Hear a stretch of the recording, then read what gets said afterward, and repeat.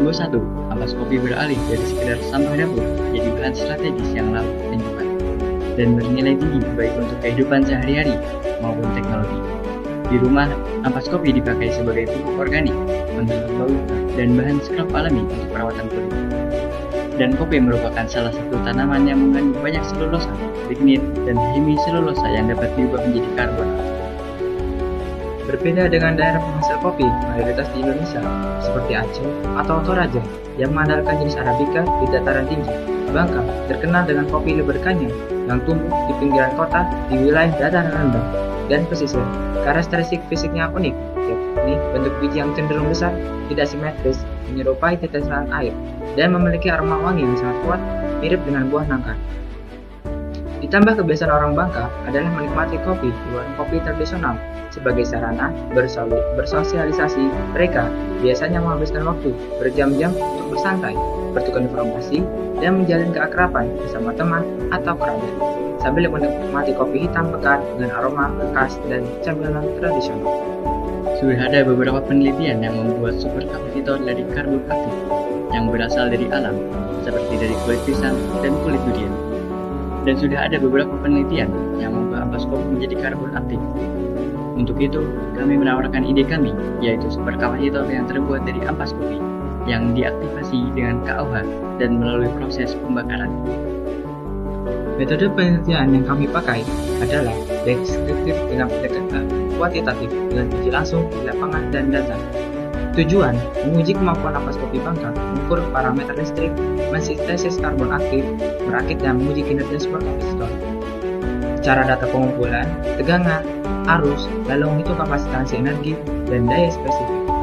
Rata hasil yang kami hitung menggunakan rumus kapasitansi yang kami bandingkan dengan beberapa penelitian dan kami jadikan dalam bentuk tabel.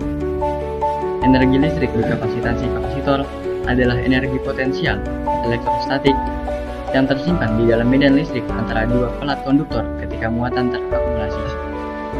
Definisi daya listrik pada konteks kapasitansi merujuk pada energi yang diserap atau dilepaskan oleh kapasitor dalam rangkaian listrik dalam satu waktu tertentu yang kami jadikan dalam bentuk tabel.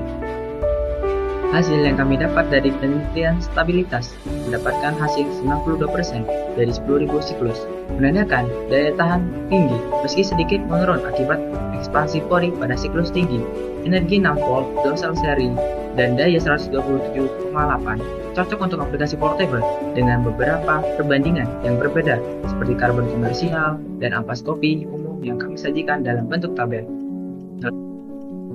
Hasil menunjukkan bahwa karbon dari ampas kopi Bangka sebagai elektroda superkapasitor memiliki kapasitansi 142 karat per gram, kompetitif dari karbon aktif komersial lain dan ampas kopi lain. Luas permukaan yang mendukung penyimpanan ion EDLC yang efisien, yang dipengaruhi rasa kopi khas Bangka yang kaya akan polifenol dan meningkatkan grafenisasi selama proses pirolisis, dan dapat mengungguli ampas kopi biasa.